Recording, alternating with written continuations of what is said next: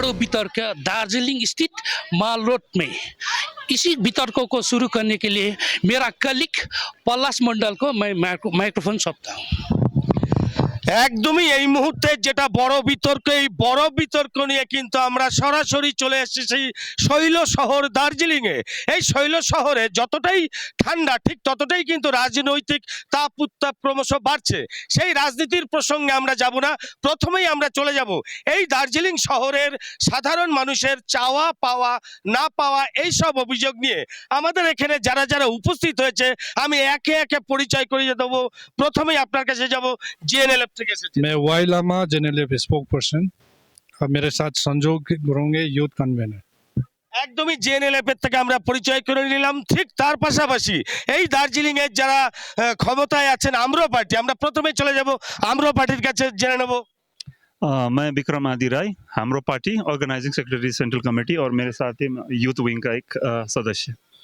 একদমই তার পাশাপাশি গোটা রাজ্যের যে শাসক দল অর্থাৎ কিনা তৃণমূল কংগ্রেস, এই তৃণমূল কংগ্রেস থেকে যারা আমাদের এই বড় বুথের কাজকে সাপোর্ট করতে এসছে তাদের সঙ্গে একটু কথা বলে নেব। मैं टीएमसी आपका हिंदी प्रकोष्ठ के वाइस प्रेसिडेंट। मैं Devendra Khatani, Darjeeling town committee general secretary और डिस्ट्रिक्ट कमेटी का मेंबर। একে একে এই দার্জিলিং শহরের যে সমস্যাগুলো তুলে ধরবার চেষ্টা করব। প্রথম এখানকার মানুষ জনসাধারণের যেটা অভিযোগ ট্রাফিক জ্যাম। এই দার্জিলিং এর বিভিন্ন রাস্তায় অলিতে গলিতে যান চলাচলের চূড়ান্ত সমস্যা। এই ট্রাফিক জ্যাম নিয়ে আমরা প্রথমেই চলে যাব আমরা পার্টির কাছে। এখানে এত ট্রাফিক জ্যাম হয়, এগুলোকে আটকাতে আপনারা কি কি ব্যবস্থা নিয়েছেন বা প্রশাসন আপনাদের সঙ্গে কতটা সহযোগিতা করেছে? देखिए अभी तो जितने भी समस्या है टाउन का, वो उन समस्याओं को समाधान करने के लिए जितने हमारी जुरिस्डिक्शन में आता है, म्युनिसिपल जुरिस्डिक्शन में आते हैं, हम कोशिश कर रहे हैं। और अगर राज्य सरकार उनके तरफ से जितना हो सके म्युनिसिपल में जो हमारा बोर्ड गठन हुआ है अभी सहयोग करेंगे तो शायद हम कर सकेंगे। कई ज़्यादा समस्याएं यहाँ जो शहर में है उससे ज़्यादा समस्याएं तो आपका रूरल बेल्ट में है, क्योंकि रूरल बेल्ट में एक फैसिलिटेट करने के लिए, जनता को फैसिलिटेट करने के लिए एक इंस्टीट्यूशन है, सरकारी संस्था है, वो है पंचायती राज। पिछले 20 सालों से पंचायत इलेक्शन किया नहीं गया है और किस वजह से किसके पक्ष में किया नहीं गया वो हमें पता नहीं। हम तो यहाँ से ये अपील करना चाहेंगे राज्य सरकार को, जल्द से जल्द रूरल बेल्ट जहाँ पे मेजोरिटी पॉपुलेशन रहता है पहाड़ का, उनको फैसिलिटेट करने के लिए जल्द से जल्द पंचायत इलेक्शन का घोषणा किया जाए। জামে শৈল শহরের ট্রাফিক জ্যামে সমস্যা আটকাতে আপনারা কি কি ব্যবস্থা নিয়েছেন বা করছেন? देखिए सर, एक तो एक पहाड़ी एरिया है, निश्चित रूप में प्लेन जैसा इतना स्पेस तो रहता नहीं है, इतना स्पेस रहता नहीं है, जिसके चलते हम लोग उन सड़कों को और ज़्यादा बढ़ा दे के फिर भी कोशिश तो किया ही जा रहा है, जितना संभव हो सकता है उसको और चौड़ा किया जा रहा है। और उसके साथ साथ हम लोग ये भी कोशिश कर रहे हैं कि जो बाहर से भी गाड़ी आ रहा है उसका कहीं ना कहीं अरेंजमेंट करने की कोशिश हम लोग भरसक प्रयास कर रहे हैं कि आने वाले लोगों को किसी प्रकार की कोई दिक्कत ना हो। देखिए, जो ट्रैफिक की जो इतनी बड़ी समस्या है, जब सुभाष घिसिंग जी था उस समय उन्होंने बहुत सारे काम किए ट्रैफिक को लेकर, जैसे कि बाईपास रोड उन्होंने बनाया, जो आर्मी के साथ लड़कर आर्मी की ज़मीन था उस समय जो इंजीनियर थे उसको तो आर्मी अरेस्ट करके ले गए थे, फिर भी उन्होंने सुभाष चंद्र बोस मार्ग बनाया। और जिस तरह से नेशनल हाईवे को देखते हुए उसको भी आगे ले जाकर रोहिणी में सुभाष घिसिंग मार्ग बनाया। और ये जो पंखाबारी रोड इसको मेंटेनेंस किया, इस तरफ आलोबारी की तरफ जाने के लिए भी यहाँ चौरास्ता से नज़दीक है, इसको भी मेंटेनेंस कर रहे थे। लेकिन और भी प्लानिंग था, वो कर रहे थे, लेकिन उसके बाद जो पार्टियां सरकार में आए उन्होंने आज तक कुछ नहीं किया। जो ट्रैफिक जाम लगा हुआ है इसको आप ध्यान नहीं दे रहे, आप सीरियसली नहीं रहे, तो इसके बारे में क्या? देखिए, सीरियसली क्यों नहीं ले रहे हम? अगर ट्रैफिक समस्या यहाँ पे है तो सबसे पहले तो राज्य सरकार को देखना पड़ेगा कैसे है, क्यों है। यहाँ से रिपोर्ट तो जाता होगा बन के, अगर आप वहाँ से गाड़ी बेच के यहाँ पे गाड़ी का संख्या बढ़ा रहे हो तो रोड का साइज क्यों नहीं बढ़ा रहे हो? वो थोड़ी हमारी जिम्मेवारी है। यहाँ पे जो अभी सत्ता में बैठे हुए हैं उन लोगों को भी ये प्रश्न का उत्तर देना चाहिए। वहां से कैसे कोऑर्डिनेट करके राज्य से मिलके वो तो बोल रहे हैं राज्य से मिलके काम करेंगे, तो राज्य से मिलके गाड़ी का नंबर ही नहीं रोड का अल्टरनेटिव से ढूंढे, है ना। तो सबसे पहले तो जिम्मेदारी यहाँ पे जो सत्तासीन दल है उनको लेना चाहिए, वो आज डिबेट में ही नहीं आए। दूसरी चीज है राज्य सरकार को भी देखना चाहिए, क्योंकि राज्य के अंडर में आता है अगर दार्जिलिंग डिस्ट्रिक्ट, तो देखना पड़ेगा। ट्रैफिक के लिए इतना चिंता है तो फिर इससे बड़ा बड़ा समस्या भी है। देखिए आज हम सिर्फ ट्रैफिक कर रहे हैं, हम तो अभी তুমি একদমই মমতা সরকারেরও এই ট্রাফিক নিয়ে দেখা উচিত, যেটা অভিযোগ। আপনারা এটাকে নিয়ে আলাদা কি কোনো বার্তা বা মেসেজ পাঠিয়েছেন, বা কিভাবে এই ট্রাফিক সমস্যার সমাধান হবে? सबसे पहले तो मैं बता दूं कि ट्रैफिक समस्या का समाधान के लिए जीटीए जो गोरखालैंड क्षेत्रीय प्रशासन है, जिसका अभी इलेक्शन 1 मंथ बिफोर हुआ, कंक्लूड हुआ, तो अभी नया बोर्ड बना है। तो हम अभी 2-3 पहले कलकत्ता में शहीद दिवस में भाग लेने के बाद हम लोग आए हैं, जहाँ पर जीटीए का रिव्यू मीटिंग भी हुआ। बंगाल का सेक्रेटरी और जीटीए का जो हमारे ऑनरेबल चेयरमैन चीफ एग्जीक्यूटिव है हमारे अनित थापा साहब, तो उन लोगों का मीटिंग हुआ है। तो उसमें भी ट्रैफिक समस्या को सीरियसली लिया गया है और उसके लिए भी प्लानिंग बनाया हुआ है। तो ये तो अभी इतना सालों का बाद, जैसे फर्स्ट जीटीए का इलेक्शन 2012 में हुआ था, है ना, तो उसके बाद 10 इयर्स कोई भी इलेक्शन नहीं हुआ था, तो सिर्फ एक केयर टेकर एडमिनिस्ट्रेटर चला रहा था, एजिटेशन पता नहीं क्या क्या होकर। तो अभी आफ्टर 10 इयर्स इलेक्शन हुआ है, इसके लिए भी बहुत लोगों ने पापड़ बेला के इलेक्शन ना हो, सुप्रीम कोर्ट, हाई कोर्ट पता नहीं क्या क्या किया था, लेकिन वो रोक नहीं सका। तो क्या नहीं, 2012 से वही लोग थे जो आज जीटीए का चीफ बना है, वही लोग तो थे 2012 में भी इलेक्टेड होकर, वही लोग थे। आज तक नहीं किया।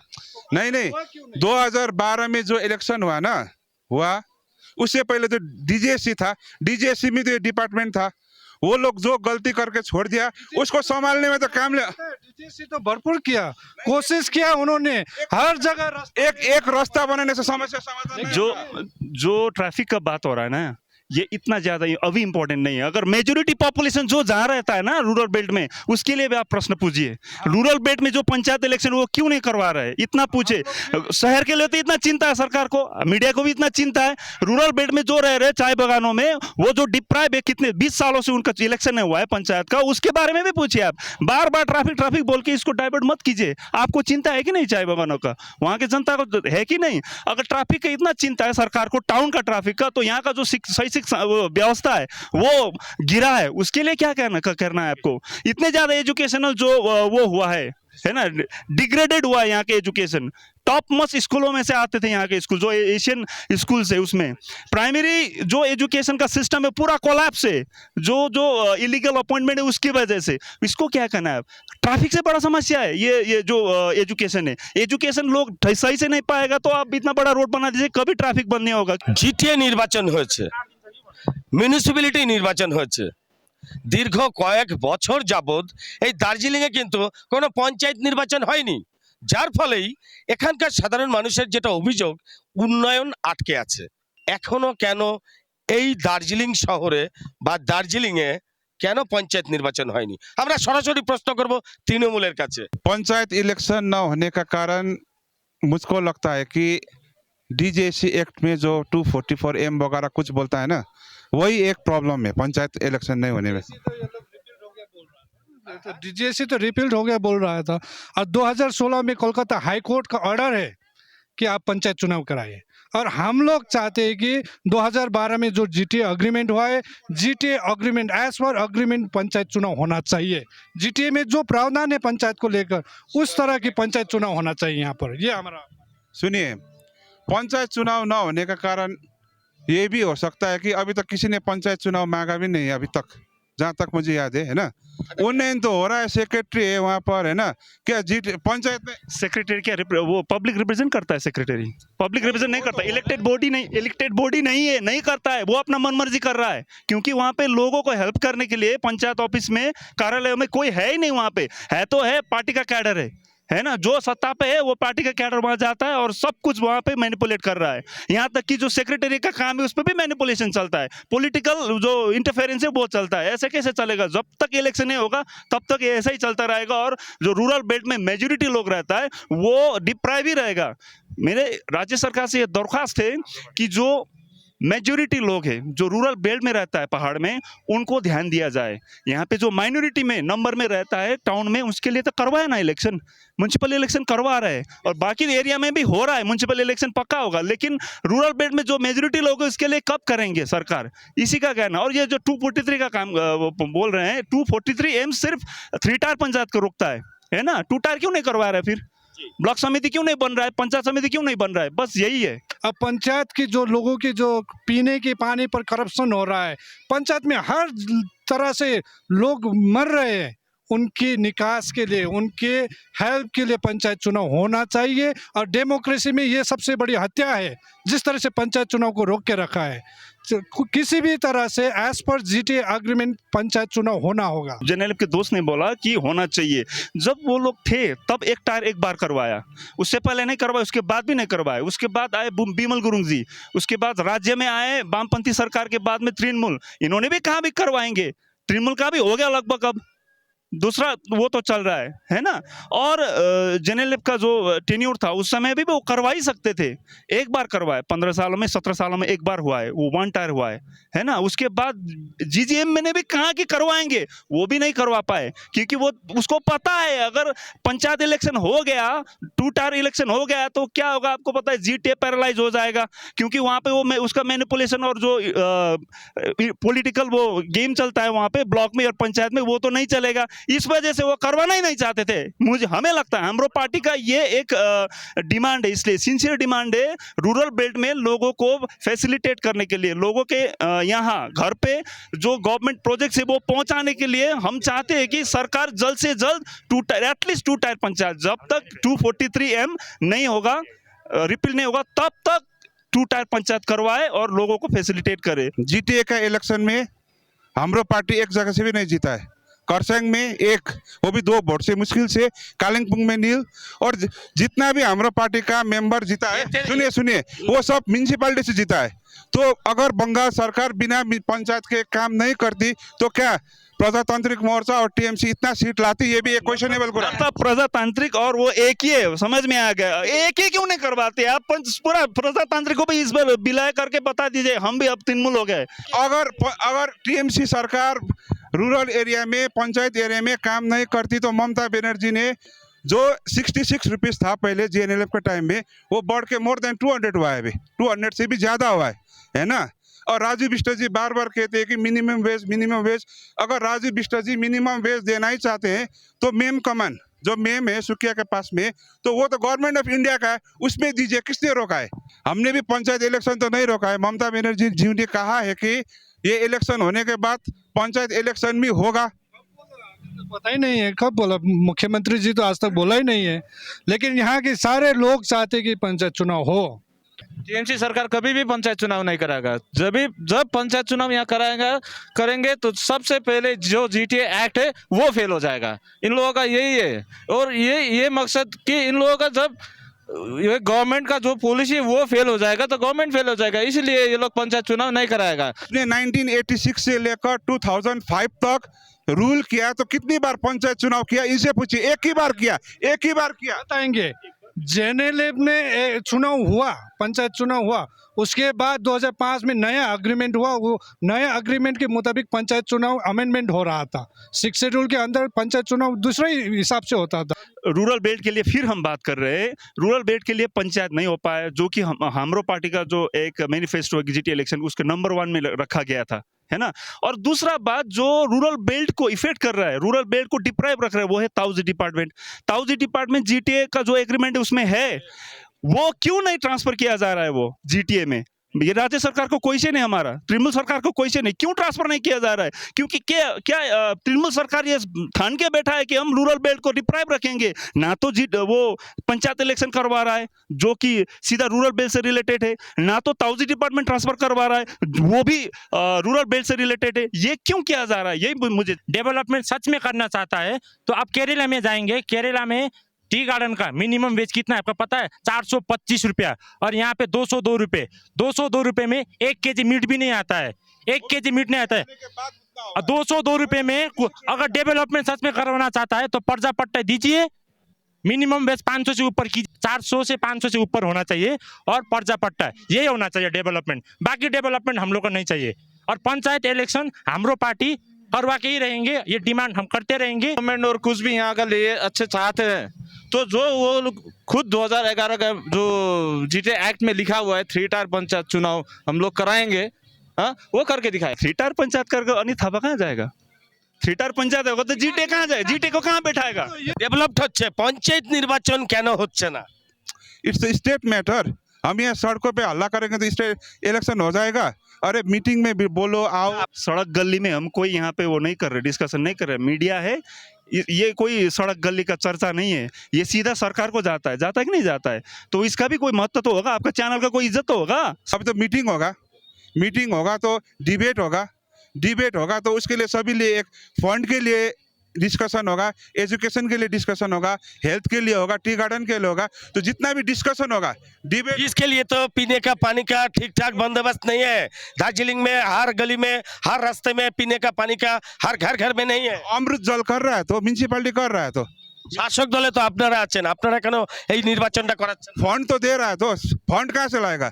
हमारा पार्टी खुद तो जनरेट नहीं करेगा ना फंड कौन देगा? स्टेट गवर्नमेंट देगा, है ना? तो स्टेट गवर्नमेंट अमृत जल योजना सेंट्रल का योजना है, हाँ वो काम हो रहा है, लेकिन उसमें भी बहुत सारे करप्शन है। आज अमृत का आप सर्वे करेंगे तो पाइप मिलेंगे, पानी नहीं मिलेगा। आज तक वो काम पूरा नहीं हुआ है। डेमोक्रेटिक कंट्री का बैकबोन होता है एजुकेशन, पंचायत सिस्टम तो नील है दार्जिलिंग में, एक बैकबोन तो खत्म। दूसरा बैकबोन होता है एजुकेशन का आपको एक सिंपल एग्जांपल देता हूँ। घूम जोरबंगलो कॉलेज यहाँ से 9 किलोमीटर दूर पर है, वो आज तक रेगुलराइजेशन नहीं हुआ है, स्टेट एड कॉलेज नहीं हुआ है। उसके लिए जीटीए इलेक्शन होने का एक दिन आगे तक वहाँ पे अनशन चल रहा था, किसी ने ध्यान दिया? कोई गया वहाँ पे?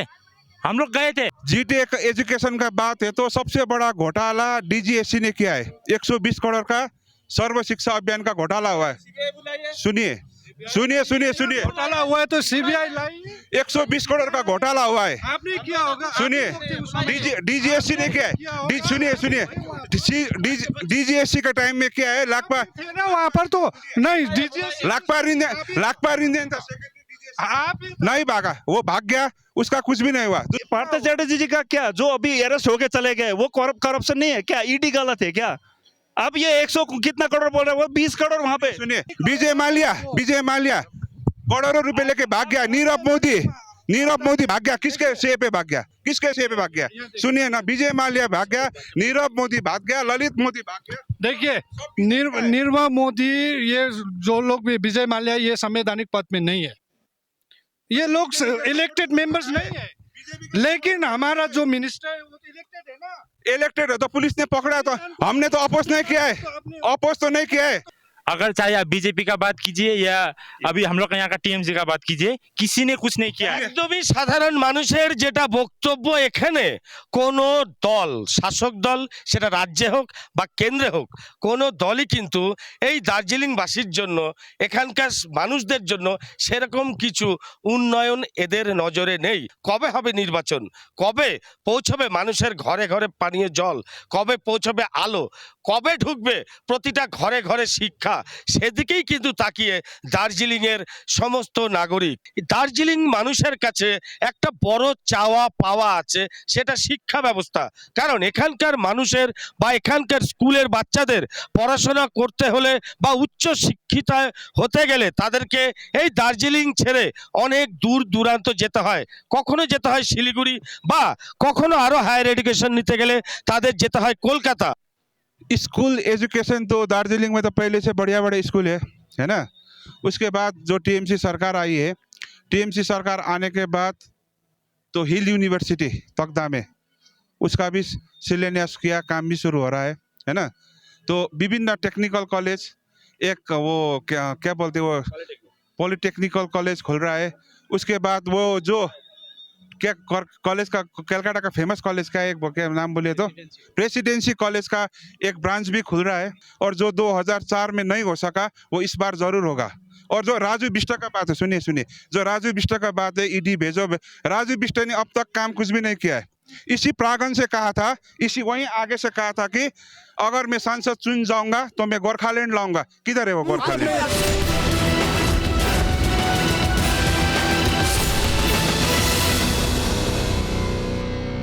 बात करने से नहीं, नोटिफिकेशन होता है ना, गैजेटेड नोटिफिकेशन, वो चाहिए। बात तो सभी करता है। और जो हम लोग का ये मैनिफेस्टो था, इसके बारे में डिग्रेड हो गया यहाँ के एजुकेशन। ये बोल रहे थे एक अच्छा स्कूल है। कौन सा एक अच्छा स्कूल है? और इस स्कूल ने कब नॉर्थ बंगाल टॉपर किया था? कितने परसेंटेज मार्क्स लाया था? पूछिए तो कौन सा अच्छा स्कूल? अरे north point school state topper. State north point sir north point school father चलाता है, मिशनरी चलाता है, मिशनरी चलाता है वो सरकार के अंदर। गवर्नमेंट एडेड तो है। और इन्होंने कहा कि गोरखालैंड का डिमांड लाएंगे, तो जीटीए का तो अभी तो मीटिंग ही तो नहीं हुआ। एजुकेशन का आप जो बात कर रहे हैं, हम बता रहे हैं एजुकेशन में अभी आप देख रहे हैं ईडी ने किसको पकड़ा है, तो एजुकेशन को शिक्षा मंत्री ही ऐसा हुआ है। तो आप देखिए अभी जेल जा रहा है। यहाँ के एजुकेशन क्या होगा बता दे, भ्रम में ना पड़े। पूरा मतलब बंगाल में देखा जाएगा डिबेट। हम बोल रहे हैं जो इन्होंने बताया एनपी स्कूल वो मिशनरी के अंडर में है, वो ये गवर्नमेंट एडेड नहीं है। चटर्जी का जो केस है वो